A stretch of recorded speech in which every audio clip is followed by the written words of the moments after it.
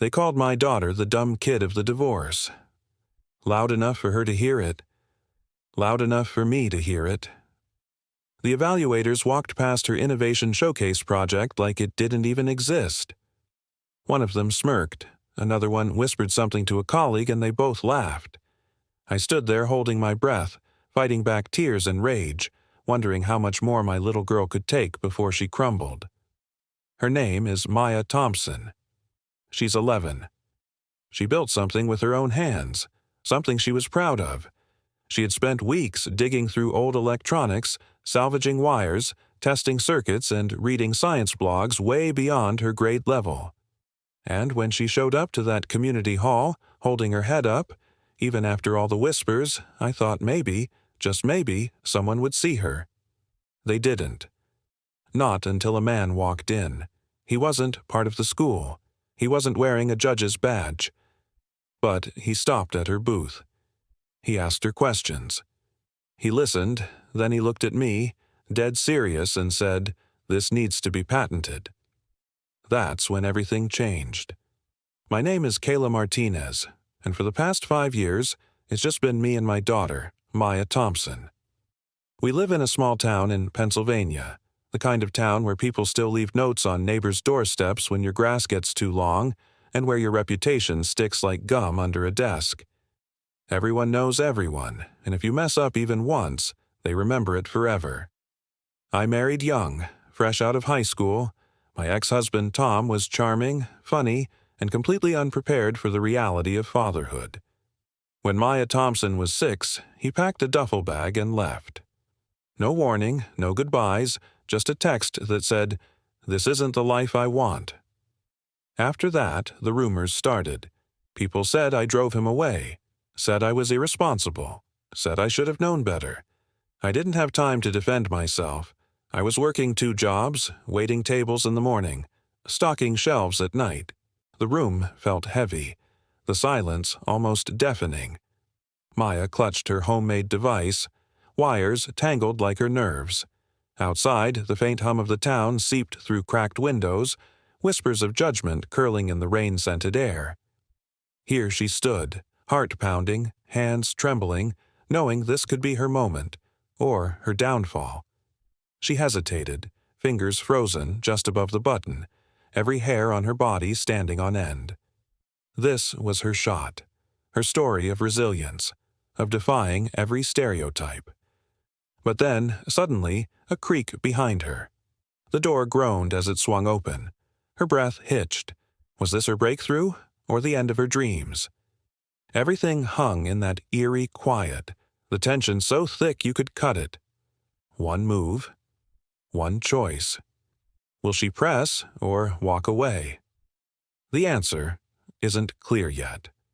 But no matter what, nothing will be the same afterward. As Maya Thompson stepped up to present her project, her hands trembled just a little, like the way your pulse races before a big game. The room was thick with anticipation, a mixture of small-town eyes and curiosity, like rain waiting to fall. But then, silence. A crackle over the loudspeaker. The crowd stilled. The screen flickered. Not her innovation, but a surprise. A hidden surveillance feed. Everyone's eyes flicked to the back. There, sitting quietly, was Kayla Martinez, arms crossed, clutching a crumpled letter. Her face, strained yet determined, caught the light as her eyes shimmered with unshed tears. She whispered softly, almost to herself, "I've been fighting too. Not just for me, but for her." In that moment, the story shifted. The quiet sacrifice Kayla made, her relentless fight, became the real power behind Maya Thompson's resilience. All that effort, all that hope, wasn't just from Maya Thompson. It was rooted in Kayla's love, her struggle, her grit. The crowd's applause? It wasn't just for the bright idea, it was for the impossible hope that stubbornly survives against all odds. The truth, sometimes the hero isn't the one in front of the room. Sometimes, the real hero is quietly holding everything together in the shadows. Even made a checklist, ticking things off one by one. battery packs, wire connections, poster board, backup, flashlight, notebook. She was ready. Nervous, but ready. We loaded everything into my car and drove to the school in silence. Not because we had nothing to say, but because we were both holding something in. She was trying to stay confident. I was trying not to cry. As we pulled into the parking lot, I saw clusters of kids in matching t-shirts, parents unloading professionally printed displays, giant trifold boards with 3D models and flashy lights. A few had banners. One project had a solar panel, another had a mini wind turbine. Maya Thompson looked down at her scuffed shoeboxes and cardboard signs, then back out the window. "You okay?" I asked. She nodded. "Yeah, I mean, it's not about how it looks, right?" "Right," I said, but we both knew it kind of was. We walked into the community hall, which had been transformed into a science wonderland. Tables lined up like a maze, kids buzzing with excitement, parents sipping coffee and offering coaching tips like little league coaches before a big game. The evaluators were already walking around with clipboards. We found her assigned table near the back corner. No one said hello. No one offered help. Maya Thompson quietly unpacked her project, straightened her display, and tested the tiny LED bulb that lit up when someone stepped on the pressure panel she had hidden inside the sneaker. Worked. Her eyes lit up for just a second. That's when the whispers started. A girl 2 tables down leaned toward her friend and pointed. "That's the girl I told you about, the one with the mom who works at DOS." The other girl laughed. "Oh, yeah, I heard her dad ran off or something." My stomach twisted. I turned around, half expecting a teacher to step in. Nothing, just polite smiles and nods. One of the PTA moms glanced at me and then turned back to her group, whispering into her coffee cup. Maya Thompson's fingers traced the rough fabric of her mother's quilt, each stitch whispering stories of sacrifice. The scent of burnt coffee lingered in the air, a familiar comfort mixed with an undercurrent of fear. She remembered the quiet strength in her mother's eyes, balancing work and hope, shielding Maya from the struggles outside. The muffled sound of her mother's steady voice urging resilience echoed softly, grounding Maya even now, reminding her of the quiet battles fought and won in the heart, fueling her drive to prove herself. As Maya stood in the community hall, the atmosphere buzzed with excitement. Kids in matching t-shirts showcased their projects, parents offered coaching tips, and the evaluators roamed with clipboards. But Maya felt the weight of judgment pressing down. She glanced at her scuffed shoeboxes and cardboard signs, feeling small among the polished displays. "You okay?" her friend Kayla asked, concern etched on her face. "Yeah, it's not about how it looks, right?" Maya replied, but they both knew the truth. When the evaluators approached, Maya's heart raced. One judge barely glanced at her project, while another raised an eyebrow at the title, "Power in Your Step." "What is this, some kind of shoe light?" he asked, half smiling. Maya stood a little taller, her voice steady.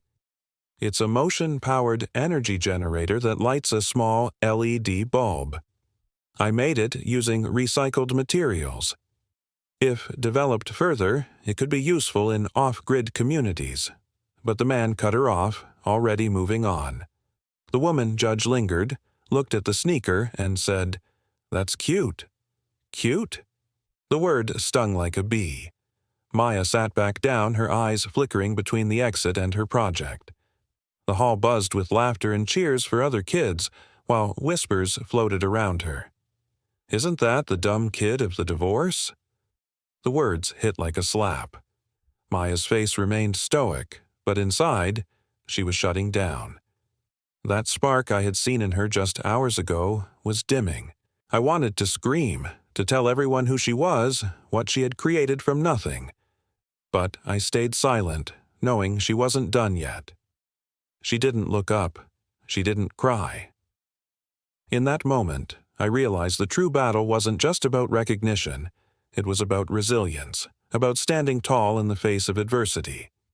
Maya was fighting for her place in a world that often overlooked her, and I knew, deep down, she would rise. The tension in the room was palpable, like the storm before a downpour. The evaluators hadn't even looked at Maya's project, and yet the air was thick with judgment. I sat there on the bleachers, my fingers digging into the edge of my seat, my heart racing. I wanted to shout, to march down there and demand they see what she had created, to make them recognize the late nights she spent tinkering in her room, soldering wires while I made instant ramen. It wasn't just about an innovation showcase, it was about something bigger, something far more important.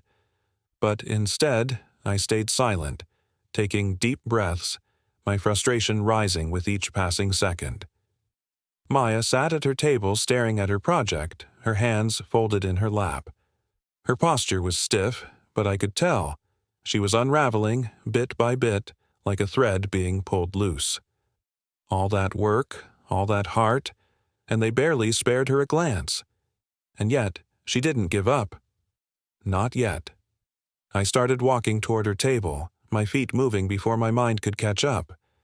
A part of me wanted to pull her away, to tell her we didn't need their approval, that she was better than their judgment. But then I saw it. Maya was talking to a boy who had wandered over, explaining her project with the kind of confidence I had only ever seen in people who knew their worth. She was showing him how the pressure panel worked, how every step lit up the bulb with energy she had harnessed herself. Her voice was calm, her hands steady. She wasn't backing down, and that's when it hit me. Maya didn't need me to fight her battles. She needed me to believe in her. She needed to know that her worth wasn't tied to their recognition, that she was enough just as she was. I stopped. For the first time, I saw her clearly. Not as the girl they had dismissed, but as the girl who had refused to give up, not just because of the project, but because of who she was. And I knew, in that moment, she wasn't done. She would rise on her own terms. The community hall buzzed with the fading excitement of the competition, but Maya stood resolute, her heart pounding in her chest. The air felt thick with unspoken words and lingering doubts. As the evaluators huddled together, I couldn't shake the feeling that this moment might change everything. A shadow fell across her table, and when Maya looked up, a stranger's piercing gaze met hers. A chill ran down her spine. Who was he? Was he here to judge her work or offer something more? The tension hung in the air, and I held my breath. This moment felt too heavy, like something was about to shift. I watched from the bleachers, my fingers digging into the edge of my seat. My heart raced, and every fiber of my being wanted to stand up, to march down there and demand they see her worth. This wasn't just about a school project. It was her story. It was everything. But instead, I stayed silent, my frustration rising with every passing second. Maya sat there, staring at her project, her hands folded in her lap. The quiet determination on her face made it clear. She wasn't giving up. And then I saw it. Maya was talking to a boy, explaining her project with the confidence of someone who knew her worth. She wasn't just presenting a project. She was showing the world who she was. She didn't need approval to believe in herself, and in that moment I realized she didn't need me to fight for her. She needed me to believe in her, to remind her that her worth was never tied to their recognition. She was enough, just as she was. I crouched beside her table, resting my hand on her knee. "I'm proud of you," I whispered. "I don't care if they give you a ribbon or not. What you've built here, this matters. Don't forget that." She blinked, then nodded once, a silent acknowledgement. She turned back to her project, and I stepped back, returning to my seat. For the next 10 minutes, Maya stayed at her table while the other kids started tearing down their displays. The evaluators were still at the front, tallying scores, checking clipboards. Nobody came back to Maya's table. But she didn't pack up. She didn't leave. She stood there, still holding on, still believing her work mattered. And then he walked in. At first, I didn't notice him. No badge, no clipboard. He looked out of place, maybe in his early 60s, dressed in a dark blue blazer, clean-shaven, definitely not your average innovation showcase visitor. He walked slowly, scanning the rows of projects. He paused at a few, asking polite questions, then moved on. But when he stopped at Maya's table, everything changed. I held my breath as he tapped the sneaker, asked her something I couldn't hear. Maya straightened, her voice steady as she explained her project from start to finish. He listened. Really listened. For minutes, he didn't speak. He simply watched, leaning in, studying every detail. Maya stepped on the panel, the bulb lit up, and his eyes lit up too. He took her notebook, flipped through it slowly, his brow furrowing. He was deep in thought, trying to make sense of what he was seeing. Finally, he looked up. His gaze met hers. Then he turned to me, and in that moment, I knew this wasn't just about a project anymore. It was about a future Maya had earned. He stepped back from the table, gestured to the project, and said clearly, "This isn't just smart. This needs to be patented." Everything went quiet. The evaluators at the front stopped talking. A few parents turned their heads. The boy who had mocked Maya Thompson earlier was staring, and my daughter, my quiet, brilliant daughter, just stood there frozen while the man shook her hand and handed her his card. That moment right there was the shift. The line between being invisible and being seen, and Maya Thompson had crossed it all on her own. The silence after the stranger's words was louder than anything else in that community hall. He stood there, pointing to my daughter's makeshift display, and said it again, this time directly to the stunned evaluators, loud enough for the whole room to hear. "This needs to be patented." For a second, no one moved. Then one of the evaluators, the same man who'd barely glanced at Maya Thompson's project earlier, walked back to her table. He was suddenly interested. He cleared his throat like he was resetting the whole scene and asked Maya Thompson, "Could you walk me through this again?" Maya Thompson looked at me. I nodded once, not saying a word. She took a deep breath, turned to the judge, and started from the beginning. She explained how she'd used recycled materials to create a kinetic energy conversion device, how each step compressed a small coil inside the shoe's sole to generate power, and how she wired it to light an LED. She explained how it could help kids in areas with limited access to electricity. She even pulled out her notebook and showed her recorded test data, voltage readings, wiring diagrams, and step-by-step improvements she'd made over time. The judge leaned in, eyes wide-eyed. "You did this by yourself?" he asked. Maya Thompson nodded. "Mostly. My mom helped me find parts, but I built it." The woman judge, who had called the project cute earlier, came over next. This time, she asked real questions. She examined the shoe, took notes, even smiled once. I remember that summer vividly. Maya was in her grandfather's workshop, a space filled with the scent of sawdust thick in the air, mixed with a tang of metal, like the promise of something better. Sunlight spilled through the cracked open windows, catching dust motes that danced like tiny sparks. The cluttered benches cluttered her vision, but to her, it was magic. Her grandfather's laughter echoed softly, encouraging her to dream beyond the limits others saw.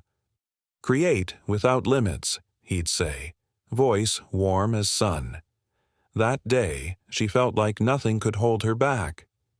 In her chest, a spark ignited, fueled by the stories of her ancestors and her own stubborn fire to prove she belonged. That memory wraps around her now, a quiet reassurance.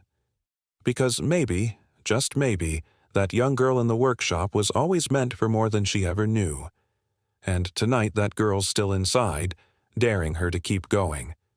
The room's dead silent, except for the faint tick of a clock, loud in the hush. Maya Thompson's hand trembles as she clutches the blueprint, eyes glued to every line, every detail. Outside, rain taps softly against the window. The scent of damp earth drifts in through cracked panes. It's like the world doesn't notice what's happening here, in this dimly lit space, this quiet rebellion. Kayla stands nearby, watching her daughter with a mix of pride and worry, her fists clenched, unsure if this is the moment they've waited for or the one that will break her entirely. Maya Thompson takes a deep breath, her heart pounding in her ears. She's got one choice left, one decision that could turn everything upside down. Will she take the leap, ignite her spark and prove she's more than they think? Or will the fear make her hold back, quietly crushing her own dreams? Everything's riding on this, and no one outside this room knows it's happening. What happens next? Will Maya Thompson's vision finally come alive, or does this moment slip away? The answer's just a heartbeat away, and one thing's for sure. Nothing will ever be the same after tonight.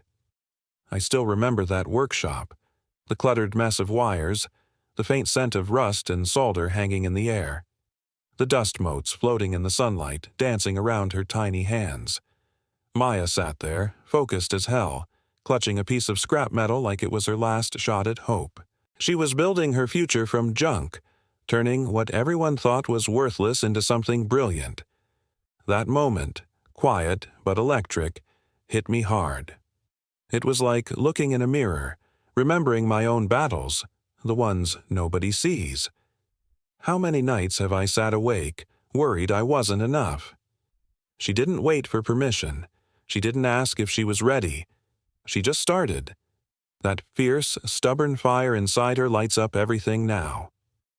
In that workshop, I saw a girl destined to break barriers, and tonight, she's still in there, pushing forward, even when the world tries to tell her she's not enough. Because sometimes, all it takes is one spark, one moment of bravery, to change everything. The room's deathly silent, except for the soft drip of rain outside. Water taps against the window, mingling with the scent of damp earth. Outside, life goes on. Inside, Maya's heart pounds. The blueprint lies heavy in her hand. She looks up at her mom, Kayla, who's fighting that protectiveness, that worry. This is the moment, the one where everything could change or slip away. Will she take the leap? Will she prove the doubters wrong? Or will fear, quiet and steady, pull her back? In this tiny space, a world is shifting. The answer lies just ahead, closer than she knows. One step, one choice, and nothing will ever be the same.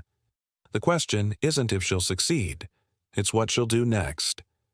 And I swear, nothing's going to be able to stop her now. Maya Thompson stands at the front of the room, heart racing, eyes locked on her creation. The weight of her journey presses against her chest. She's not just unveiling a project, she's fighting for validation. The air in the room feels heavy, charged with anticipation. But then, her mom Kayla's hand touches her shoulder, steadying her, a quiet reassurance. A whisper, "You've got this." Maya breathes in, steadying herself and steps forward. The audience is silent, waiting. And for a heartbeat, everything holds still. Then, like a tidal wave, applause erupts. The roar of approval fills the room. Tears blur Maya's vision.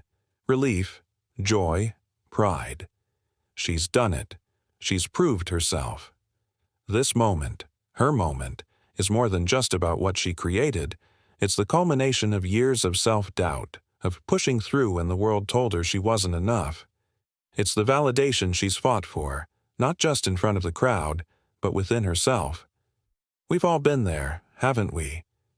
Fighting to be seen, to be heard, to be recognized for the work we put in, even when others doubt us. Maya didn't wait for permission to succeed. She did it, and tonight, she stands victorious. But how many of us have felt the sting of being overlooked, underestimated? How many times have we fought against the odds, just trying to prove we're capable? Maya's story is a reminder. We don't need permission to show the world what we're made of. We just need to take that first step. Kayla's voice rings clear in Maya's ear. Don't let them define you by your past. Let your work do the talking. It's a truth that goes beyond Maya's journey. It's something every parent, every person striving to rise above, needs to hear. So, what do you do when the world tries to box you in? When they tell you, or your kid, that you don't fit the mold? You don't force them to blend in. You let them light up with what they love. Because one day, the world will see it. And when they do, they'll be begging for more. And in that moment, you'll realize you didn't let the world tell them who they were. You let them show the world instead. For anyone who's ever been underestimated, overlooked, or felt like your best wasn't enough, this story is for you. And if you've ever had a moment where you proved them wrong, where someone saw your potential before you did, drop a comment below. I want to hear your story. Because no matter where you start, it's where you're going that matters. Let's keep showing up. Let's keep believing.